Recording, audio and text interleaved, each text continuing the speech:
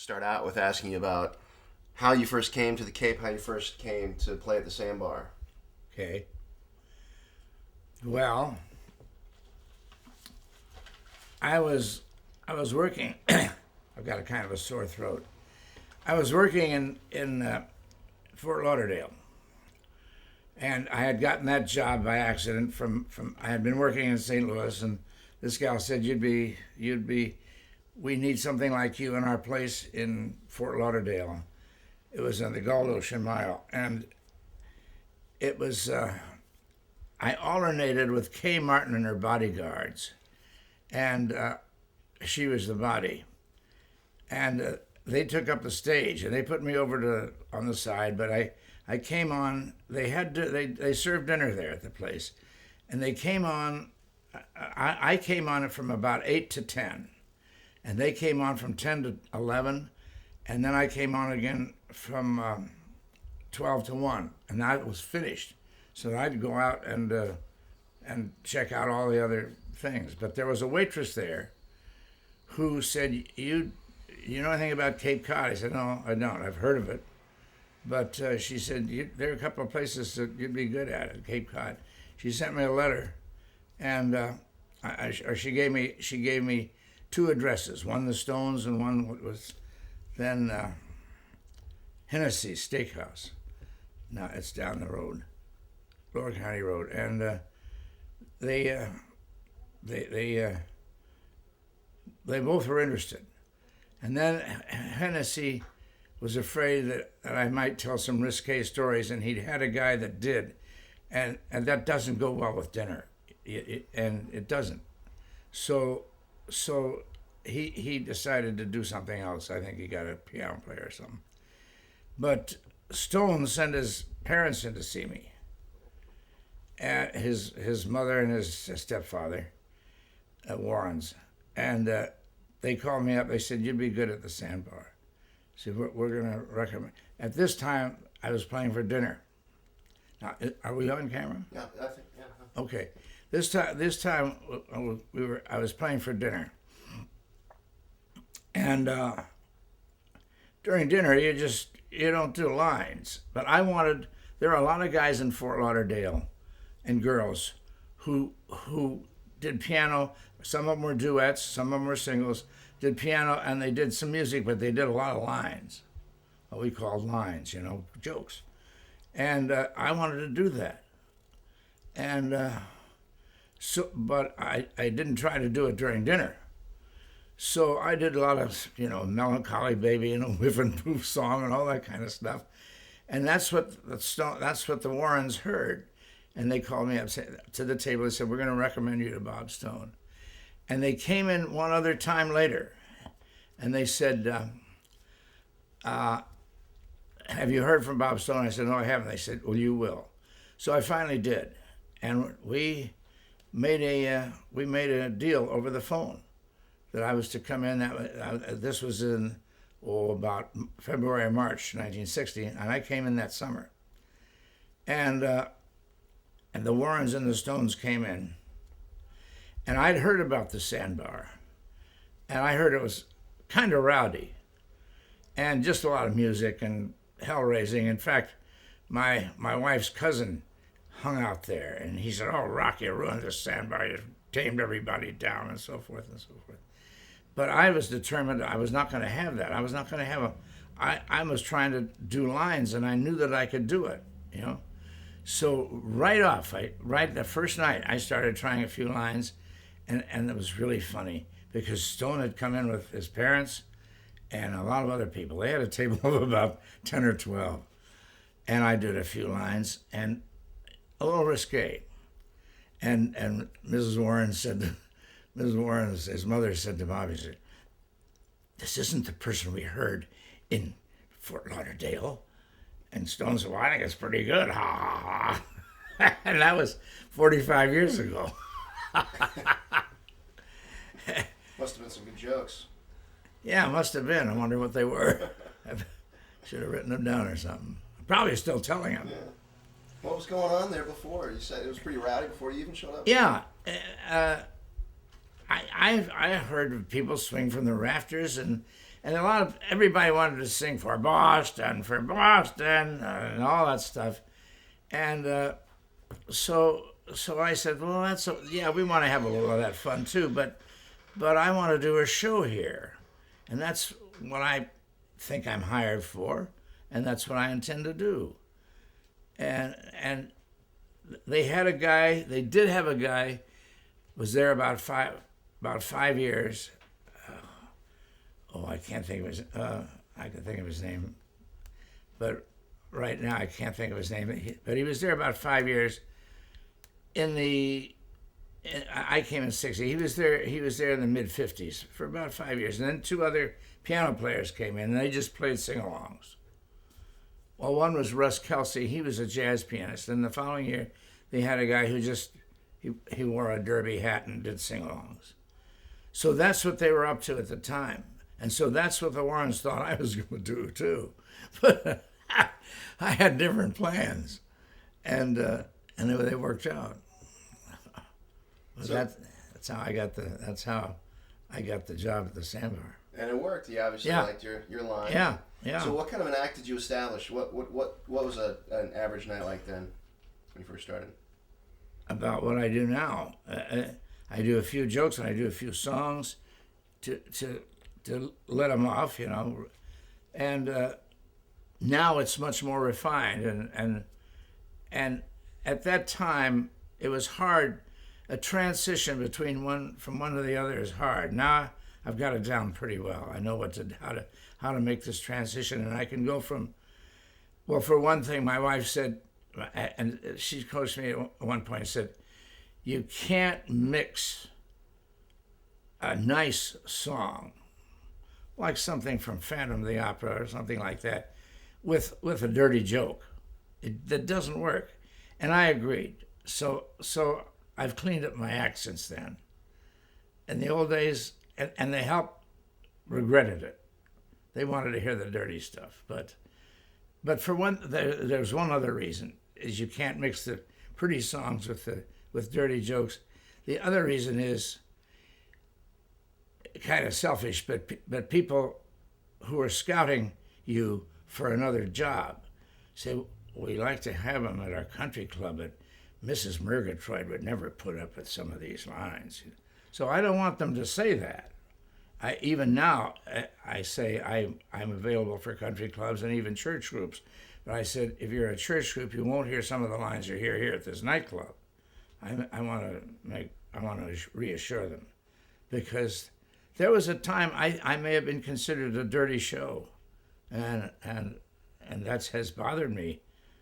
And I'm still a little risque, but not as dirty as I was. But anyway, I mixed, and I still do. Now I can mix them better. Now I do 6 or 8 jokes, and then music, and the music is some of it's very serious. I once had voice lessons, took some voice lessons in Florida. I saw a guy's ad, and he said, "We'll give you a free coaching trial," or whatever it is. And I said, "That sounds pretty good." And he was wonderful. He really helped me. Boy, I was singing all wrong. And it really helped a lot, his lessons. I'd see him every time I went down to Florida, renew acquaintances. So now I can sing a lot of these show tunes and stuff fairly convincingly. I don't try to be a singer, but I like the songs and I'd like to hear them.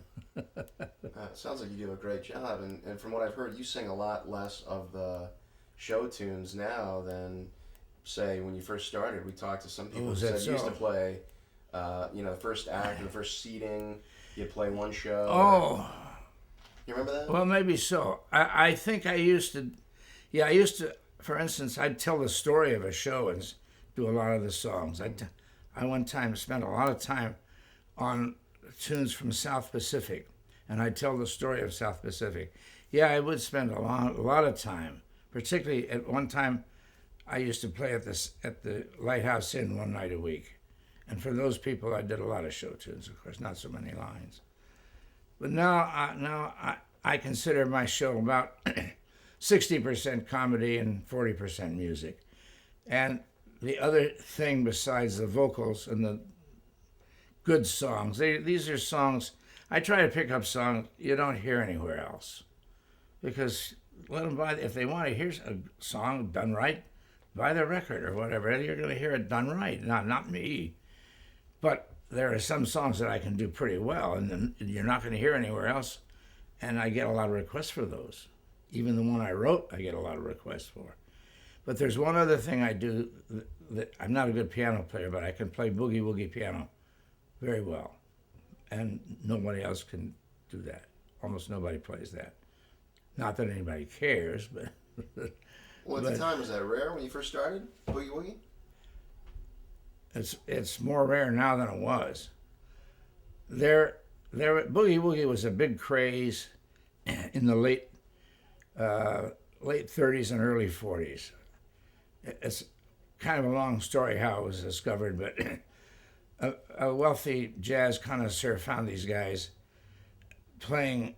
He heard a record, and he said, "I got to find this guy. This is an exceptionally interesting record. It's called Honky Tonk Train, and it's classic boogie woogie thing." He found the guy washing cars in Chicago, and he got a hold of him and two other boogie woogie guys, and he presented them at a Carnegie Hall concert, along with some other guys, including Count Basie and Benny Goodman, at a Carnegie Hall concert in 1938, and boogie woogie had never been heard before. And he had three pianos, all three of these guys playing boogie woogie at the same time. It was sensational. And and boogie woogie was the big hit of the concert. Nobody had heard it before. And it began to take off. And by 1940, every band had to have some boogie woogie number. Even if their piano player wasn't a boogie woogie guy, they had to have some boogie woogie type number. Every band. And there were a whole lot of boogie. Then eventually the craze wore out. Maybe everything changed a lot with World War II, which started probably about 1942 or so. And things began to change. In World War II, it was very interesting. There was a great mixture of country and jazz. Sort of bluesy type jazz.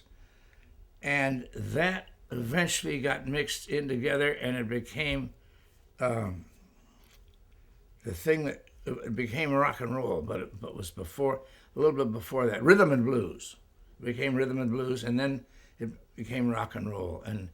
And it's very interesting. You hear the cling, cling, cling piano and the saxophone of the jazz, and then the guitars of the country. And they all blended eventually. The guitars blended with the piano and everything like that. And that's really where rock and roll started, in my opinion. This meeting of these two cultures, the country, there's a lot of country, and the city boys. It was really, I was in the Army in, it was 44, 43, in Camp Swift, Texas, I guess it was. And in the afternoon, while we were getting ready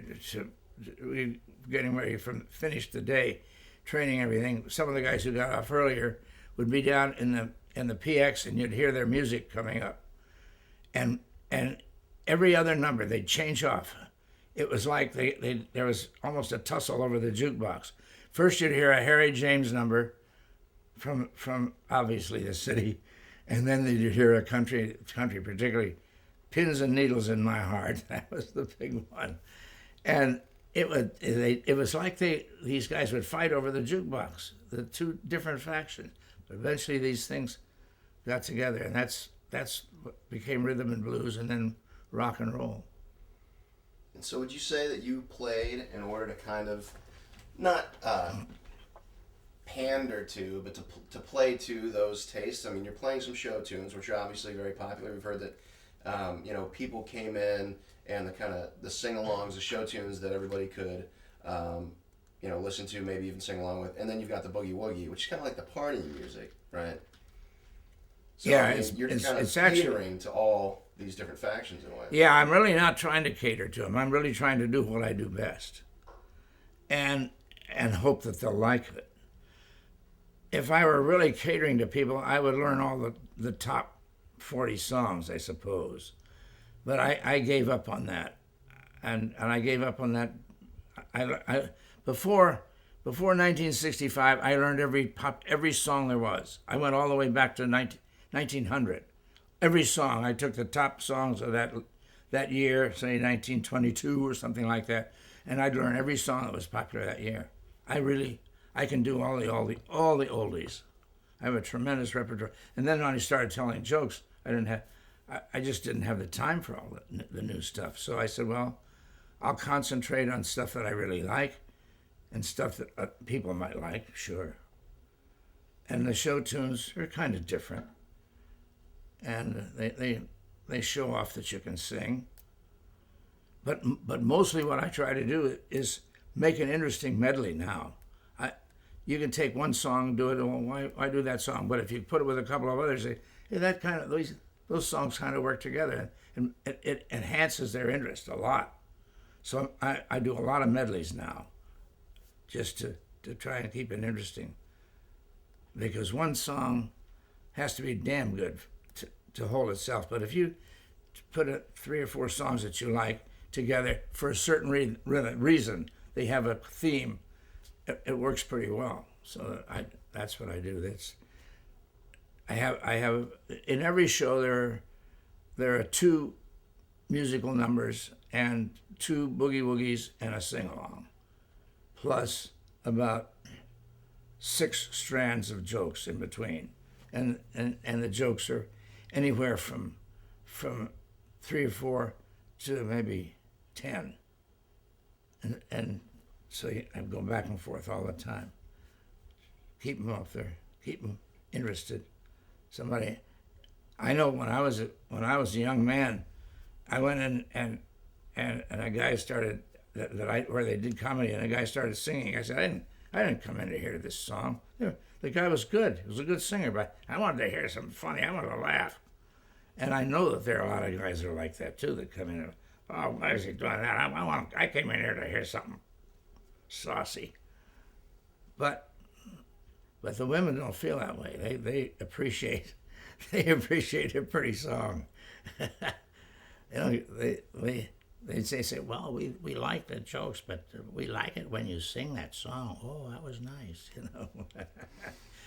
So I mix it up.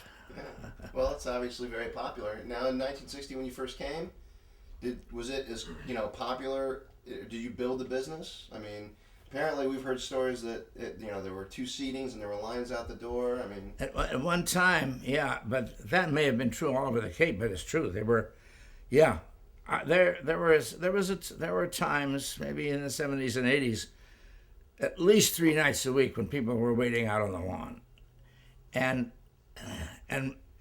Stone would get up on the steps going upstairs, and have the light shine on his face. And he'd just look at me. You knew darn well he was saying, stop, we got to get a turnover, which was right. My shows are not as long now as they were.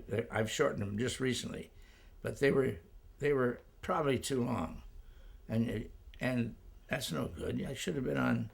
I might have headed for an hour show or something like that. It should have been about 35 or 40 minutes. So what was a typical night like back then? I mean, there were 2 sittings? How did it work? 2 or more. Not completely. No, they didn't ask anybody to leave, or they didn't expect anybody to leave. But people did leave sometimes, So, and that's what Stone wanted. He get good. Once they stop drinking, get them out of there. Who needs them, right? So that, and wait, and let the people in who are standing out there on the yard. And at least 3 nights a week there were people out there, maybe more. I worked at that time 6 nights a week. And but up until the late 80s, at least, they were, and once in a while after that, maybe on a Saturday. But no place. There are no lines anywhere now. People aren't going out and living it up. I don't know what it is, television or whatever it is, home entertainment. And you don't just play at the Sandbar, do you? No, right now I took another job on Tuesday. I'm Sandbar 4 nights a week, and I took a job on Tuesday at the Oliver's restaurant over on 6A in Yarmouthport. That's an interesting little room. Some guys think it's better than the Sandbar. It's much smaller. It's very intimate, and you can call out requests and stuff. And I don't have a planned program there. And sometimes I will go for 4 hours without stopping because I don't have to take an intermission there. We don't have people waiting, but the room's sometimes full. But I just wing it. So I have a big list in front of me of songs and jokes. And so you move from one to the other if necessary. Sometimes people come in and ask for a certain joke or something. But it's the same idea as the Sandbar, but I don't have anything planned because you don't know what it's going to be like. Some of the people are coming in from dinner. Some of the people are coming in before dinner. Now, back at the Sandbar, people are waiting out in the lawn, right? Yeah. What's going on inside? A show. And one bartender's taking care of the bar, and one bartender's taking care of, at that time, when I first started, we had 4 waiters, and they were busy. 4 waiters. There were the place accommodated maybe 225 people, maybe 50 at the bar, 175 in the chairs. And they were all full, and with some people waiting. And there was seating upstairs too? Oh, yeah, that's right. They put some people upstairs sometimes. It was a kind of a lousy seat because you couldn't see very well. And then he hung that really, it's a nice model of a whaling boat or something. And that blocked out their sight even more, sitting upstairs. So you couldn't see either one of my expressions. But they put them up there, and they said, well, as soon as something clears up downstairs, we'll put you in there. Okay, well, we'll sit up here. Better than waiting out in the yard. You can't get served out in the yard either. Now, people obviously knew how to party a little bit better then. Yeah. And the party didn't stop at 1 o'clock? No, it was really sad because at 1 o'clock we had to stop serving. And people would wander around in the yard, and oh, what are we going to do now? And they just wander around. You don't see that now, boy. That's right. It's you feel sorry for them. I don't know, no place where they still want to party, but there's no place to go. Everything closed. There was a time on the Cape when a few places opened till 2, but that only lasted 2 or 3 years, it seems to me. Now, I've heard a story or two about how some of those people maybe out on the lawn were invited back in, or maybe they never even made it back out to the lawn, and the party continued for a few hours after 1 o'clock. Not at the Sandbar. Really?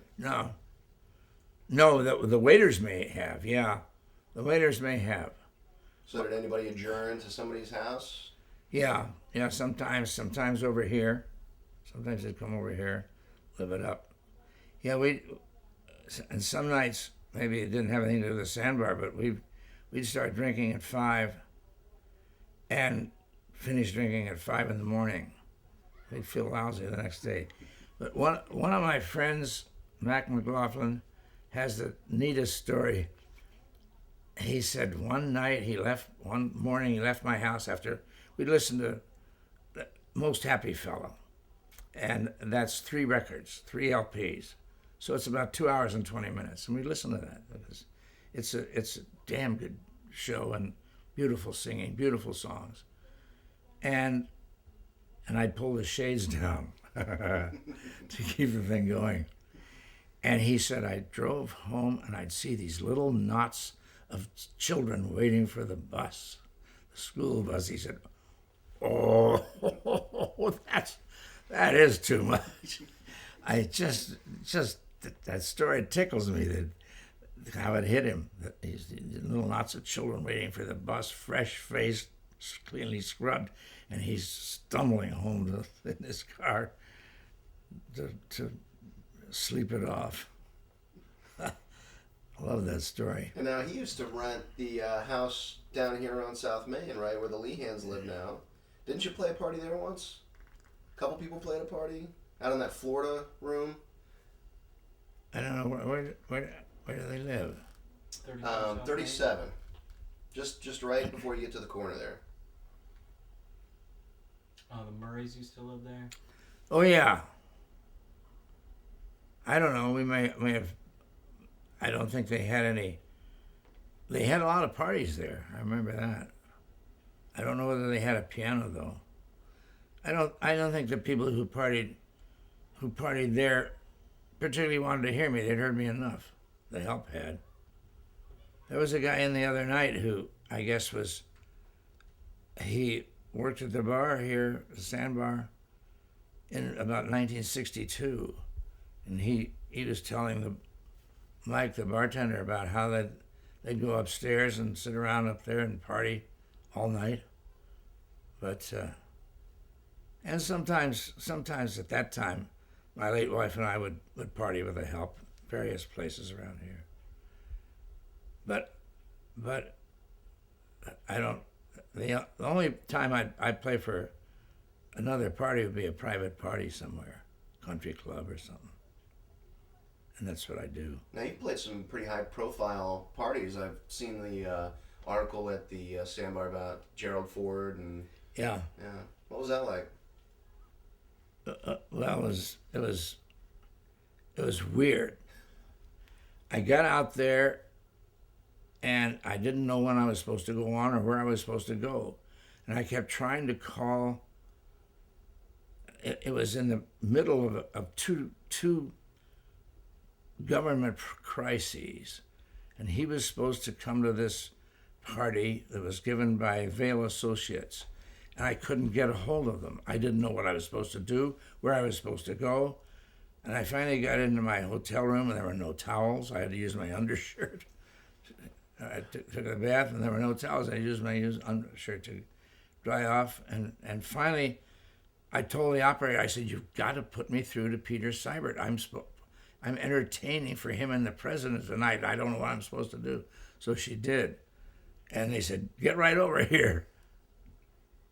And, okay, so then it was at this guy's house. It was kind of a nice house. And it was a grand piano. I know, it was an upright grand, and they are tall. And, I'm used to sitting down. If you sit down in a grand, you're looking right at the piano. And so I had to stand up, and I told some jokes and stuff like that. And I told some New England jokes, which I don't tell as many as I did, but they went over pretty well. And Seibert said, "Now tell a joke about something." I said, "Well, I was saving the best one." He said, "No, tell this one." So I wasn't able to tell my best one because he said he was telling me what to do, which is too bad. But anyway, Ford came over to me at the piano after the show. And he said, "I enjoyed your stories about Maine." He said, "I used to date a girl from Lewiston, Maine." And I thought to myself, the President of the United States is telling me about his love life. I thought it was just wonderful. He was a nice guy. I said, "We have something." Oh, he said, "We have something in common." And he told me about Lewiston, Maine. And I said, "We have something else in common. I have played in your hometown, Grand Rapids, Michigan, because my family goes up there, and up north, and I've played in that area, Midwest." And I said, "I played at Fifi's." He said, "Yeah, I know where that is." And then I showed him a Petoskey rock, which is native to that area, and I said, "Do you know what this is?" I had a cufflinks. He said, "No." I said, "It's a Petoskey stone. I thought you'd know what that was." Stump the president. Yeah, stump the president. Right, good. Yeah, I was disappointed. I thought, well, it's a native stone. It's a very interesting stone. It looks like a honeycomb. It's a honeycomb stone, and it's particularly nice when it gets wet, and so people varnish it, and that gives it the wet look. And I've got them somewhere around here. But it's a very interesting stone, and it seems to be native to that area, northern Michigan. Not Upper Peninsula, but northern Traverse City around there, Petoskey. They're called Petoskey rocks. So all this time, there was a guy taking our picture. I said, "Ooh, hello." And later on, he went and talked to somebody else, and so I saw Mrs. Ford was talking to a guy. So I'll go over and talk to her. So I went up to talk to her, and there was a guy taking her picture and our picture. But the other guy she was talking to, he'd shift from one side to the other, and the photographer would run over here, and the guy was shifting, then he'd run over here. I don't know whether he ever got, but anyway, I eventually tried to get that picture, and that's the picture that's there. I asked several guys who I thought would have it in, and they thought they had it in. Finally, I just wrote to the White House and said, recently I played a party for President Ford, and the fellow took our picture. By any chance, would you have that picture? Yeah. They sent it to me, big 11 by 14, two of them. I thought that was terrific. What a neat thing to do, and that's what those pictures are over there. So would you like to play a gig for President Bush? Sure. Yeah. Think he'd be as friendly? Yeah, I think he probably would. I mean, the politicians know how to be friendly. Yeah. There's no reason why you shouldn't be friendly. I'm certainly not going to tell any anti-Bush jokes. I don't think he'd like that very much. No. So when you played up there, were you up at Stowe for the winter? Yeah. Yes, I had to leave Stowe. When the Peter Seibert, he was the head of Vail Associates, when he asked me, could you come out to play? I said, I ran it by my wife and also my partner up there. I said, I can't, too bad they want me to play right at the height of our season. They said, are you crazy? Get out there. I said, oh, okay. So I told them I could make it. And yeah, it was about the 28th of December, which is the height of the ski season, the vacation season up there. What did you have going on up in Stowe? We had a restaurant called Sister Kate's, and it was really good, really a good restaurant. It was a cabaret and restaurant. Upstairs we had served food, and downstairs we had the cabaret. It was really good. Ski Magazine wrote an article called "The Dazzling Dozen," and they called us one of the hottest, suavest places, after ski places in the U.S. There were 5 of them in the East, and 1 in the Midwest, and 6 in the West. It was a nice place. We had a lot of talent and brain work went into that place. Guys and gals who were really clever. The gal who first came in with us went to these old shops and bought these old pictures of old Vermonters with the big gilded frames and put them around. It was just terrific. She did a wonderful job, and it was old fashioned. Our theme was turn of the century, but we sort of didn't know the difference between the Roaring '20s and the turn of the century. We got that kind of mixed up because our stationery was the old turn of the century. I think they call it P.T. Barnum print, but one of our things was a flapper, and that's the '20s. But you don't know. We didn't know the difference between. They're all old, but they're really quite different periods. We didn't know the difference. I'm sure nobody complained. No, it was Sister Kate's. I have a sister named Catherine, but Sister Kate's came from the title of a song. I wish I could shimmy like my sister Kate, and that's shimmy was a dance in the Roaring '20s. Early 20s, there's the shimmy dance. And that was a Dixieland number. I wish I could shimmy like my sister Kate. So that's I knew it, and we didn't want. There were a lot of cute names like the Baggy Knees and the other things, this kind of ski things, and I thought they're too cute. The people like to call a place with apostrophe S, like George's or Pete's or something like that. They love that. Even I played at once a place in Omaha called the Gourmet. People call it Gourmets, like it's George Gourmet's place. You know? So I took a cue from that. Let's call it Sister Kate's. It sounds like there's somebody named Sister Kate. There wasn't, but this gal who did all the decorating, she was the hostess the first year, and every night she appeared in a different skin-tight ski outfit, and she was something. She's still around. She's something. She was a terrific hostess and a partner. Then she got out. So did she approach you about Sister Kate's? No. Enjoying it? No. We started it with Dave Stackpole, who was a bartender at the Sandbar. He was the bartender while he was in law school in Cornell. He was approached by a guy who had a whole bunch of banjo places. A guy named Joel Schiavone. He played the banjo himself, and he was he was a Harvard Business School graduate.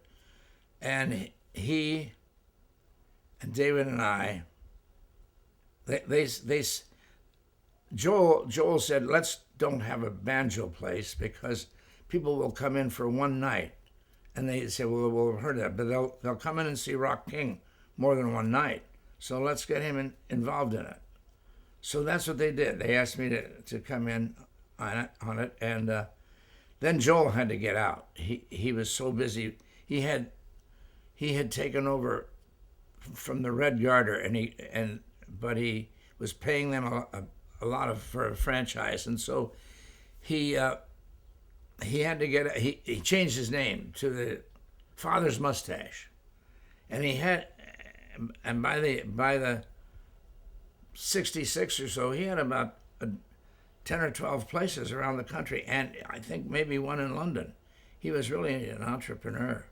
He was really good, but he had to he left Stowe because he said, I'm mired down in New York. It's such a hard place to get started. He said, I can't do the Sister Kate's anymore. So he got this gal that I was talking about. Her name was Anna Prince, but her nickname is Pansy Prince, and she was our partner for she took Joel Schiavone's place.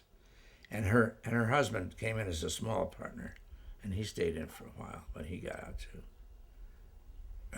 She wasn't her husband. He wasn't her husband then. They got married later on, much later on. So the Sandbar exported you to Stowe and yeah. said you'd be down here. Yeah, that's right. Yeah, it was really a good thing. And at that time, the Sandbar was only open about 10 and a half weeks. Now they're open about 20 and a half weeks, 21 and a half.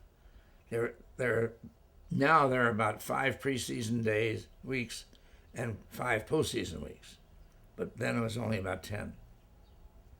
And so I used to go to Stowe and then also to Worcester for a while at a place called Nick's Grill from about 66 to 77. And I understand that Deb Haines used to work up there at Sister Kate. She's told me some crazy stories about driving up from college. Yeah, she did. I 6 hours and working there. And, Yeah, and Mary Mackey. Mary Mackey's been at the Sandbar for a long time. You remember In when fact, she first came? you guys probably ought to interview her. Well, we've talked to her quite a bit. Have you? Yeah. Good. You remember when she first came to work at the Sandbar? No, I'm not sure she does either, but it's close to when I started. I would say maybe 6 years after I started. There were several managers and hosts and so forth, but she came in. She's been there almost as long as I have. Yeah, she's been close to 40 years, probably. Fun to work with. Oh, yeah. Yeah, I really miss her.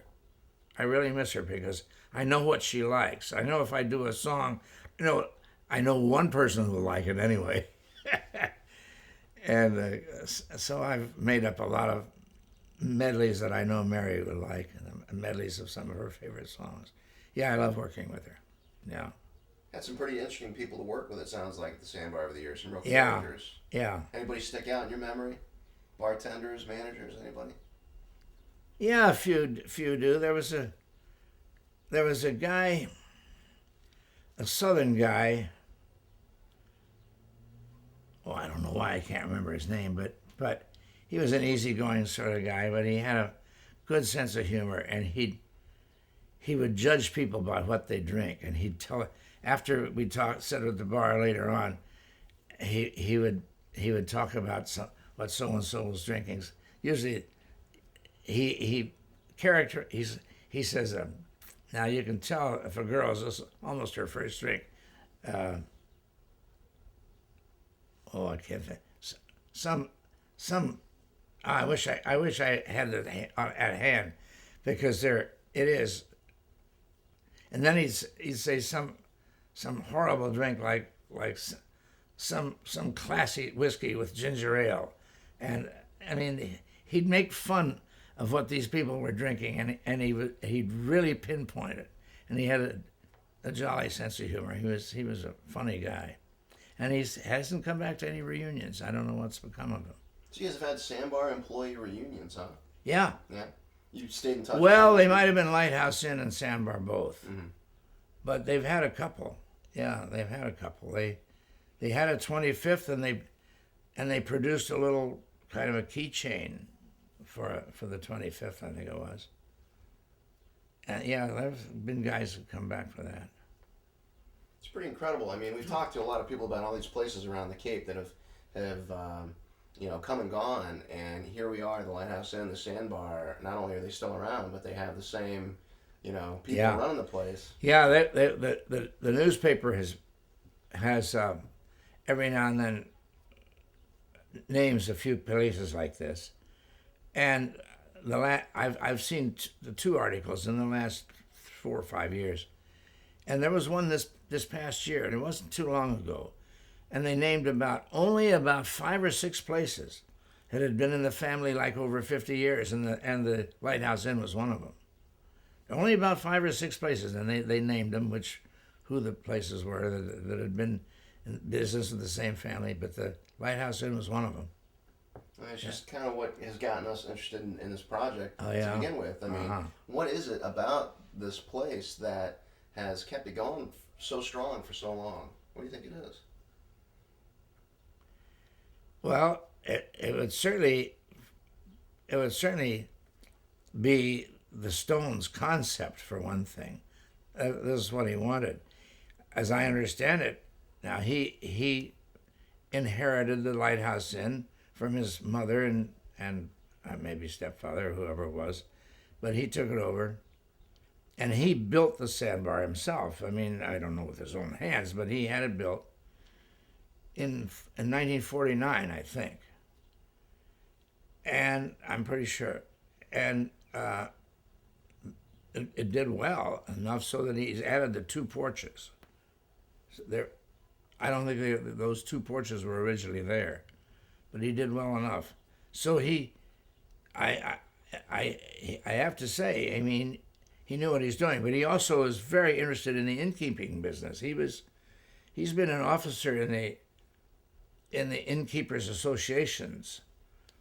He's for a long time. For a long time, he was an officer, maybe the president of the New England Innkeepers or something like that. He's been very interested in innkeeping, and he's gotten people in there. Well, one of his sons has left the area, but a lot of the family has stayed with it pretty much. Do you think that's an advantage for him, or do you think that's been for him? I think it is. I don't know about for them, but yeah, I would think it would be, sure. It's kind of a loyalty to the original concept. That's the way it seems to me, anyway. Yeah, I think it's. It seems to me that a lot of the success has to be attributed to Bob Stone. That's the way I feel about it. Now, would you say that you've seen? How was he at the Sandbar then as a boss? Would you say?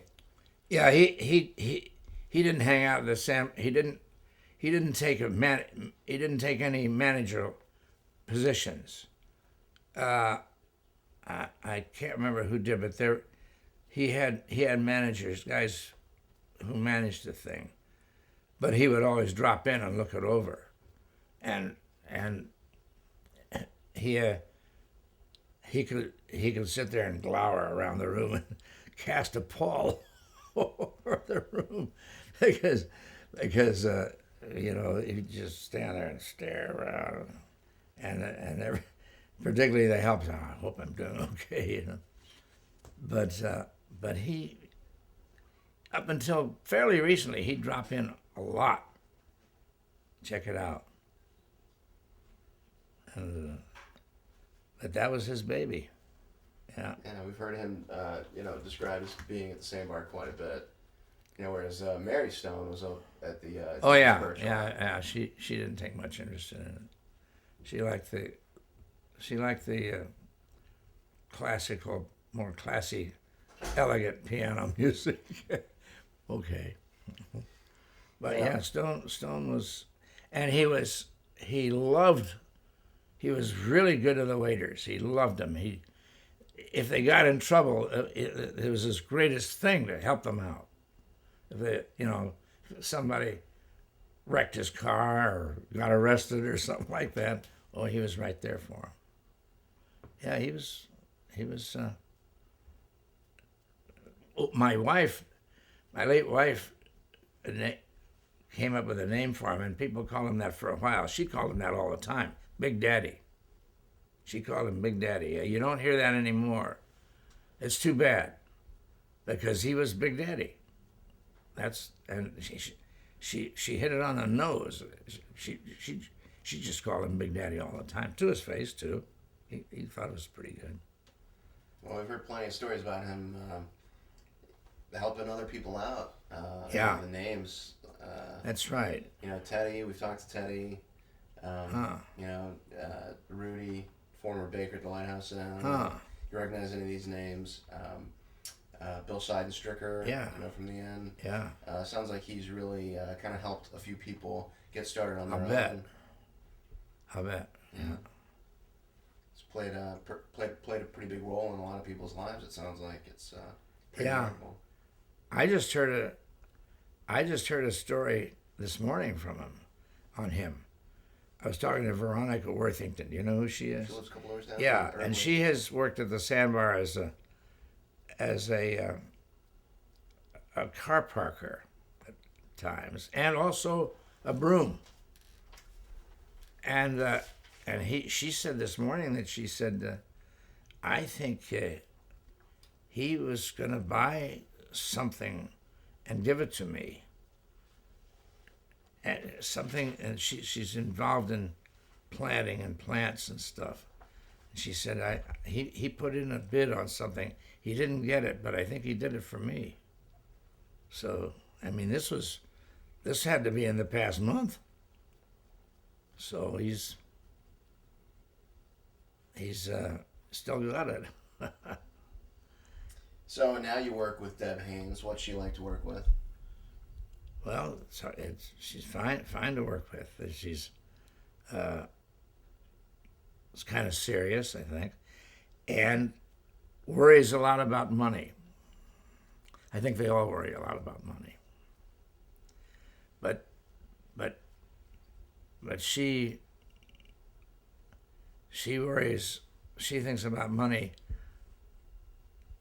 Sometimes I think too much, because you've got to have what the people want, what they come in and spend their money for. I mean, if people are making noise at the bar, she says, let them make noise at the bar. They're spending money. But they're ruining it for the people who are out there.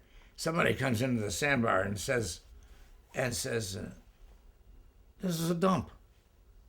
listen to all the people at the bar. What if a guy's writing a magazine article on the sandbar, and he comes in and says, "Who the hell runs this place? It's people are making noise at the bar, and the guy's doing a show up there. It doesn't add up." And that happens once in a while, and that worries me. I wrote him a letter a long time ago. I said, I don't want to be associated with a place that could be run better. At that time, I don't think she was running it, but I said, that's why I worry about the noise at the bar. I said, it looks crummy. It isn't the way it ought to be. Now, is this a recent development? It sounds like this is something that's been happening for a while. It's getting it has. At the bar, huh? No, it isn't worse. No, it isn't worse. It's kind of bad, but it's always been that way. And I've said to myself, I'm going to complain about it every year. I'm not going to give up. I'm not going to shrug it off. I will not shrug it off. You're surrounded by people who are trying to have a good time, and somebody is yelling at each other at the bar. That's not good. Now, I've heard you describe the sandbar as a theater. Yeah, it is. It's a cabaret. Cabaret is a theater where they sell booze, serve booze. It is a theater. It's not set up very well for a theater because the bar is in an awkward place. I've sat at the bar too, and have not felt the impact of the entertainer.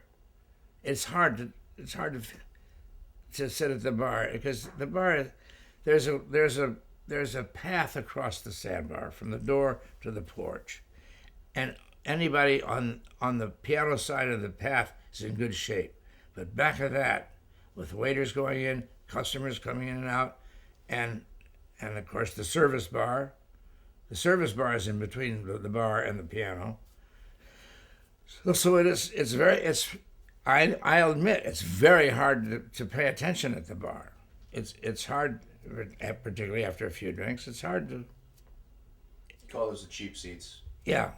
So how do you respond when you hear that noise back there? What do you do about it? Sometimes I tell them I say shh, and sometimes I say, I have one line that I like. I say that, now you people, if you don't want to listen, that's okay, but don't talk too loud because I get interested in your conversation. I forget the words to the songs. and sometimes I just tell them this won't take long, or I'll just say something like that. And they get the idea for a few minutes and then they forget. And then there are the regulars. There are some regulars who come in and they've heard everything. They don't give a damn. They want to see Mary. They want to see Mike. They want to see each other. They want to see who else is there. And I think they make me mad because there are people who do not have the same point of view that they have. I get paid anyway, but gee whiz, if you want, entertainment is magic. You're creating a magic, and they are ruining the magic. The people that are sitting down there on this side, they are taken in by the magic. It's maybe a dumb word for it, but that's what it is. That's what the lights are for. That's what the sound is for. That's what the piano's for. All that is to create the magic. That's what showbiz is. That's what theater is. That's what theater is. It's creating a magic or a aura or something like that. And when the bar gets too noisy, it wrecks that. So I'll never give up. You ever gotten into it with a customer where they just wouldn't let it go? You said, this is a good one. I really like to hear this, and they just kept going. Yeah, sure. But a couple of nights ago, I went up. I walked over after the intermission. I walked over. I said, "No, why?" There are two gals. One gal that sat with her back to the thing the whole night. And I said, what I wanted to do. I said, here's what I'd like you to consider what I'm doing here. There are boogie woogies, and there are sing-alongs, and there are intermissions. There are all these times you're encouraged to talk, but we'd prefer you not talk while there's a serious song or people want to hear what I'm saying. But she was a smart ass. And later Debbie said, don't go talk to customers. Somebody might take a swing at you. And I said, well, I say, I'm not admonishing him. I'm trying to be friendly. That you've got to do that. And maybe I've got to try even more to be friendly, but she didn't. She just thinks it's what if I know the people? And what if I want to go to the bar and speak to a friend? I mean, she thinks it's unshowmanship to come off. Well, I wouldn't break up my show to talk to somebody. But once in a while, they're really obnoxious, and the audience feels that too. You know, they'll say, "Tell the gal in a headband to shut up." That's this gal the other night had a headband on. They were bad because they apparently had walked over from somewhere nearby, and it was the only place they could get a drink, and they couldn't have cared less about what was going on. So it was extra tough. It's not always that way. Now you say that the bar setup is, makes it tough for some people to, get yeah, to the it is. show. It's physically. I mean, it's not theatrical. Mm-hmm. Yeah, is that the only thing? I mean, have you seen, any other problems? People coming in and just, not being into the show? I mean, is it maybe a sign of the times? Just the patrons don't. No, I don't think it's a sign of the times. I think the audiences are just as good as they ever were. I think everybody who's on this side of the path is into it and is there because they want to see the show. I mean, it's not an egotistical thing. You've crafted a product, and some people are interested in it. And you can tell they are. And some people at the bar, because it is a bar, well, this is just a saloon. Who cares? But the people around nearer the piano, and some people are there to listen. Some people don't know what they're there for, but then they say, this is kind of fun. Now you see the same faces sometimes come in year after year. Now you're seeing their kids and their kids' come in and see. That's How's that feel? Great, yeah. Yeah, people, sometimes kids will come up and say, we liked your show, we brought our parents, because we thought they liked the show and they love it. And others say, we brought the kids finally, and they love it too. And it's really, really pretty neat. And it's neat when the 20-somethings think your show is good. A guy came up last night I still have some 33 records left, and he bought them all. I sell them in a package, 33s and 45s. I said, you're going to have them all for $10. He said, that's a hell of a good deal. I said, yes, it is. But this guy was maybe 25 or 30. Now, didn't you do a movie last year? I feel like last summer I saw somebody filming. Yeah, the people next door. The people next door, the guys, their offspring, they invented and created a movie called Joe and Joe. And I had a little tiny part in that. What was that like? Well, the movie, or my part was just they were selling something. They were selling a lawnmower service. And my part was that. Then that's how it started. Then the plot got more involved. But it started out they were selling a lawn, and they stopped at several people in the neighborhood. I knew several people. Peter Kroll, he just died. He was in it. He had a bigger part. They may have had him riding on a lawnmower, and Mrs. Green over here, she had a little part. A lot of people in the neighborhood had little parts. They came to my door, and I said, "Do you realize it's 6:30 in the morning? What are you doing here?" You know, and that's about the extent of my part, but they made a big deal out of it, and featuring Rock King. I wasn't on screen for more than 5 minutes, I don't think. But that was fun, though. Yeah. Now, I feel like there was somebody from the Greenwich Village Voice down in New York Oh, City yeah. that did Yeah, and they dropped that project. Gee, they were here about 2 years ago, and they did a tremendous amount of footage and interviewing and all kinds of stuff. And and they interviewed. They asked me who should we interview, and I gave them a whole lot of names, and they got around to about 10 of them, and all of a sudden they just dropped the project. I don't know. I can see why they would. I don't see why it would be very interesting. But maybe the guy got fired from the paper, but he was from the Village Voice. Now, did you get to see any of the work that they did? Did you get to see No, any of the footage? not a bit. Mm-hmm. Not a bit. I have no idea where it is. Maybe I'll drop the guy a line and say, how's your project going? But I just didn't hear from him for a while, and so I figure, well, somebody must have, maybe his higher ups decided, or maybe he got fired, or who. I don't know whether he's still there or not. But we even played golf together, and they took pictures of me playing golf, and oh man, yeah, it was. Yeah, we've seen you at the sandbar. That's how we know you. Huh. Is that what you do when you're outside of the sandbar? You've got all that free time during the day playing golf? No, I don't play golf much more. Right now, I'm busy making song lists, and then I have to take care of this house a little bit. No, I play golf about twice, sometimes 3 times a week, and I don't start until late May to late October. If I played as much as some of the guys over there, I'd be good. I'm okay, but I'm not good.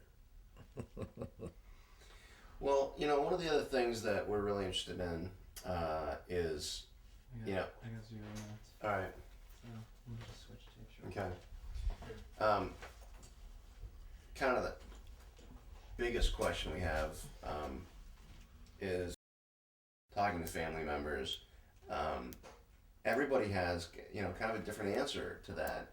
Your years working at the sandbar and knowing the Stones, living on the Cape. I've never asked myself that. I oppose change, of course, because things have gone well. I can't imagine. I really can't think of any changes. I'd have to think about it. No, obviously you see this audience night after night. Yeah. So that might be well, something that you... all right. Sometimes I think that they are more simple-minded than they used to be, less sophisticated. But then every now and then I'll do some sophisticated stuff, and it surprises me. I don't think it's a mixture. We get a mixture in there. I mean, you might get some college educated, highly educated people. You might get some people who just like a good joke or something like that. It's kind of a mixture. Each table is different, but the good thing is they like the Sandbar and they like the Rock King show. And I don't know how much whether I've changed much. I'm not as dirty as I was. I don't need to be. I've got a playlist of 800 jokes. So if I cut out 50 of them, it's not a big deal. How many of those jokes have you written? Not many. Recently, I've made up about 3 just recently, but mostly the best ones I get people tell me, friends. And then I get some from the printed page. And I get some from recordings. And I get some from seeing other comedians in person. And then finally, sometimes I make up one. Now, is there any one comedian you most try to emulate? No. I suppose there are some. For instance, I used to like Jonathan Winters a lot, and we'd play his records and so forth and so forth. There was some of the guys that I came up with in Fort Lauderdale have influenced me the most. A guy named Bill Carty and a guy, Woody Woodbury, is quite well known. But Carty was he was a guy who burned extremely bright, but he drank too much and darn near died.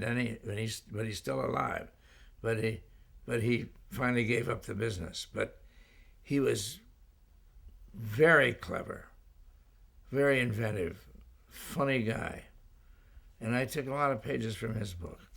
But today I don't know much about today's comedians. I once in a while I look at the last comic standing or whatever it is, and I saw it the other night. I said they're pretty clever. They all are. They're driven to be original, and I'm not original. I repeat jokes that I've heard. I have a good delivery, and that helps. I'm a raconteur of jokes, and there have been guys like that. But right now, if I were, I suppose I would look for some people. If I saw their names, I said, "Gee, I'd like to see that. I'd like to see him in action," just because I kind of like Fred Willard. I sort of like him. I like his take on things. And for a while, I was a fan of Fernwood Tonight. He and the other guy. Another guy who's a comedian. He was good. Robin Williams is good. I think he's too manic, but he's good. I was annoyed one time. He was with about 6 other comedians, and he just took over, and he didn't let them do their thing. He just had to do it. They had the drive. Well, but if I'd have been one of those comedians, I would have been PO'd. You bastard, shut up. So what do you think about this summer so far? How's it going?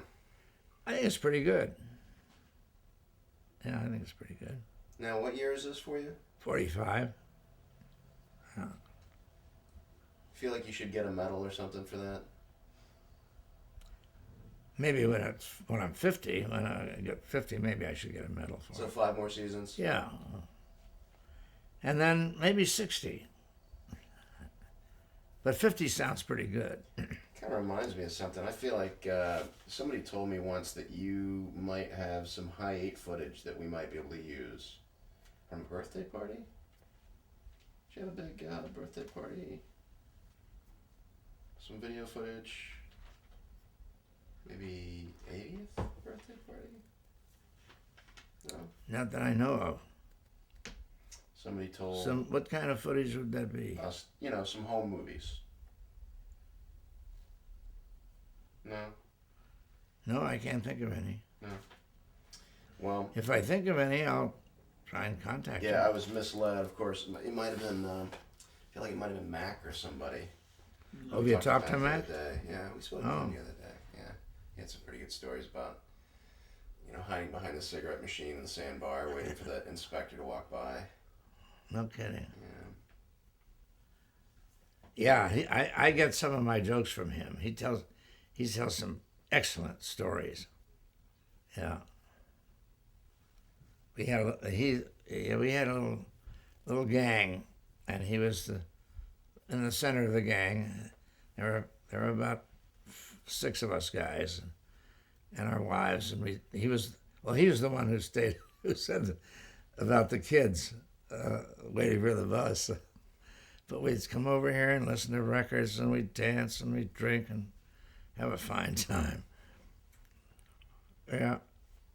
Biz Brunel, have you any mention of him? He was a waiter at one time here, and he cut a wide swath. One of the other people of interest that have come and gone. He lives in He got in the steel business, did well, selling steel. Now he lives in Nantucket, and maybe in Florida too. Done very well. But he was a waiter here. Character. He was a waiter. Real loose. So you still look forward to it? Yeah. Coming back every summer? Yeah. Yeah, I wish it were a longer season. Yeah, because I just get going. I'm making up right now. I'm in the middle of making up a whole new list of songs. I look at the list I have in front of me now. I said I only made it about 2 years ago, but I said that's not useful to me right now. That song. I got to make up a new list of warmers. There are three main categories now. Warmers. And this place doesn't really need warmers because they want me to start right at.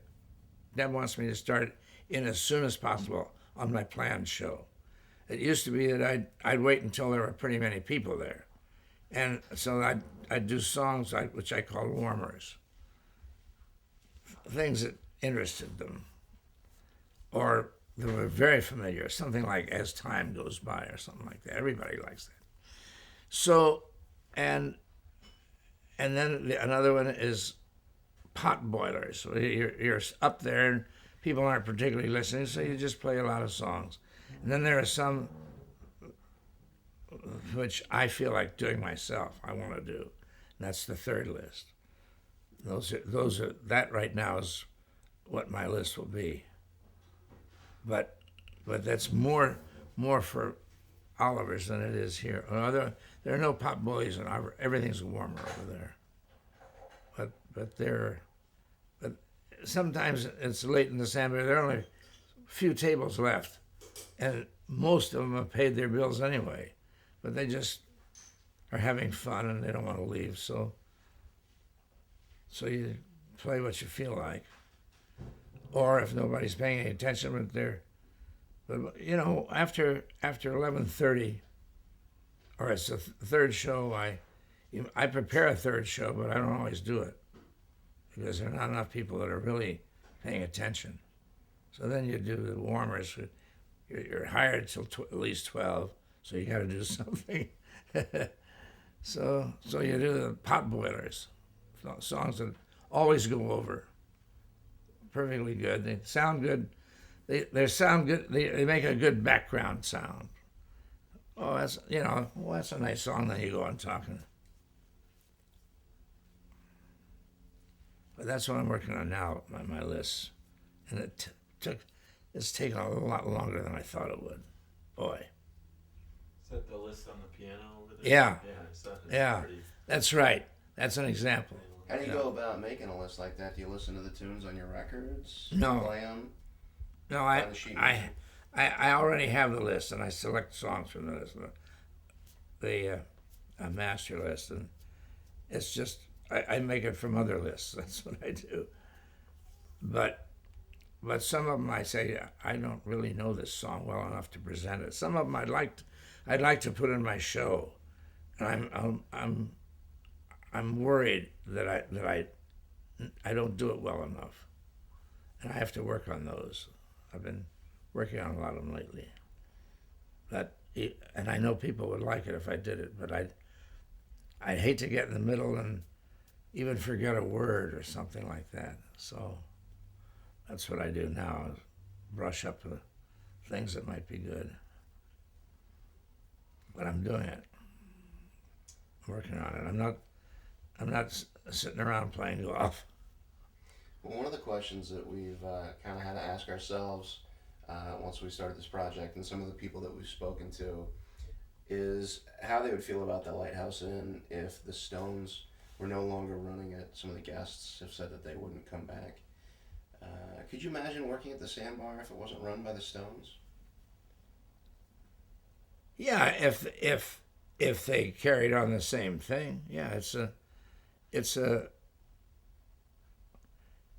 it might. In fact, it might be run more strictly if it weren't run by the Stones. I mean, a bartender might say, "Hey, I'm not going to serve you if you're going to talk a lot during the show." That would be delightful to me, and that would be it would be kind of severe, but it might work. Yeah, I don't think the Stones running the Sandbar. I think that they certainly started something that was good, but assuming that everything went along okay, if somebody else were running it, it'd be okay with me. I like to work for them, and it's been a wonderful relationship, and I know, and it's worrisome that they might turn the whole thing into a condominium or something like that, and the Sandbar. I mean, they think you every now and then say we're gonna disband the Sandbar. We're gonna forget about it. I don't know what I'd do. I'd get a job somewhere else, I guess. Maybe I move to Florida or something. Although Cobra doesn't want to go to Florida. I don't particularly either. She's worried about the alligators. She worries about everything, though. She's worried about the alligators. Well, that would be a real shame, I'll tell you. I've only been coming to the Cape now for a few years. I'm new to this whole scene, and when I first walked into the Sandbar, I was really blown away. It's just an amazing place. Yes, it is. It's a kind of a landmark. Yeah, it is. It really is. It's capey. It's really capey. I mean, you drive by, what the hell's that? Looks like a damn little roadhouse or something. And yet you go in and all these lanterns and everything, and it's been that way since I've been there. They've added the 2 porches. Before I got there, they added the 2 porches. I had them take down one post that was near the piano. The building didn't fall down. It's a bad, theatrically it's a bad room. The best seats in the house are right where the stairs go up. Up to the upper. That was the best seats in the house. If that area were seating, that would be the best seats in the house. But it's not built that way. I've often thought you'd change it around, take that all down, and maybe put the piano down on the far porch. But no, I wouldn't do it. They couldn't change it. But that would be something to do. Then the bar would be looking down on the piano. But it would be a big deal. And furthermore, I think they'd have to do something about the sewage or whatever it is. The septic. Yeah, the septic system. And I guess they've managed to get by on what they've got. But there was a time when they thought they were going to have to build up the whole parking lot to accommodate a different septic system. Wow. So they can't afford to fool around with any redecorating there. Yeah, well, you haven't seen much change, it sounds like, over the last 35 seasons. That's right. Why start now? That's right. Yeah. No, I wouldn't. Well, that's right. It's hard to imagine, but if you can imagine, the talking just got to you so bad, you just decided that you had to move on, hang up your hat at the Sandbar. What would happen to that place? What would it be like? Well, there are 3 nights now that I'm not working there, and they're doing different things. So I might be able to find some other place, but I'm happy there. Have you been in on your night off ever? Yeah. What does it look like? Well, there's On the other side of the bar. I get a little more sympathetic to the people who are at the bar because I find myself talking while this guy's singing, and because it is harder to make an impact on the people who are sitting at the bar because they're in a different the seating is, they're not facing. It's not theatrical, as I said before. They're not facing. It's hard to get their attention. It's so different when you're playing a private party and the whole room is focused on you. This thing is, particularly with the regulars who come in, and there are some gals that come in, they don't care, they don't know what I'm doing, they don't care what I'm doing, they have a lot to talk about. Haven't seen each other since this afternoon. So I sweat it out. Maybe you'll come up with some lines that really get them for next summer. I like the frog one. Frog tonic or whatever. Oh yeah, I haven't said that for a long time. How's that Yeah, go? I said, give her some frog liquor. Drink a little, hop a little, and croak. Yeah, I better start. I'll come out with some more of those. Not that it works, because the people who are talking, they don't even hear it. They don't know you've said that. That's a good one. I do like that one. Yeah. I don't know how I thought of that, because I haven't used it for years. I'm going to have to look up where that came from. Some other lines like that might be fun. Yeah. Well, I've exhausted my questions. I mean, I could keep talking, of course, but that's just in my nature. Well, you've had a lot of them. Yeah. I've seen you've done a lot of homework. I'm a teacher. What can I say? Oh, are you? Yeah. Well, I really appreciate your time. You Wow. have been very helpful to us. Oh, and, good. Thank you. And we're gonna have a lot of fun looking back over at these tapes. So, Oh, great. yeah. And we got one of your shows. We'll get another one, I'm sure. Definitely like to get more footage of you playing and inside the sandbar. So, as long as that's not a distraction. Yeah, you're talking of home movies. No, I did have a. I have a video. I did have a video, and the company that made it went out of business, and so I only have my own copy of it. But I said to the guy I work with, I said, why don't we make a DVD of that? He said, why do that? He said, why don't I come in and photograph you again and make a brand new video, make a brand new DVD. When was this first tape shot? Was it a few years back? Yeah. What? I would say maybe 8 years ago. Okay. Yeah, maybe so. Yeah, well, any photographs or any, again, videos, footage, anything that you've got from, years past would be very helpful to us. If you can think of anything like that. I mean, these guys will be around for most of the rest of the summer. I'm leaving here in a few days. Unfortunately, I have to go back to teach. So I'll be back in Baltimore by this weekend. But if anything comes up, you want to let these guys take a look at it. We're trying to digitize photographs. We're also going to pick up all your records, all your tapes, and your new CD. Mm-hmm. Okay. So that we have a whole repertoire. And maybe talk to you a little bit about using a track or two if this does actually become a movie and we do what we want to do. If that would be possible, maybe, to use something you've done.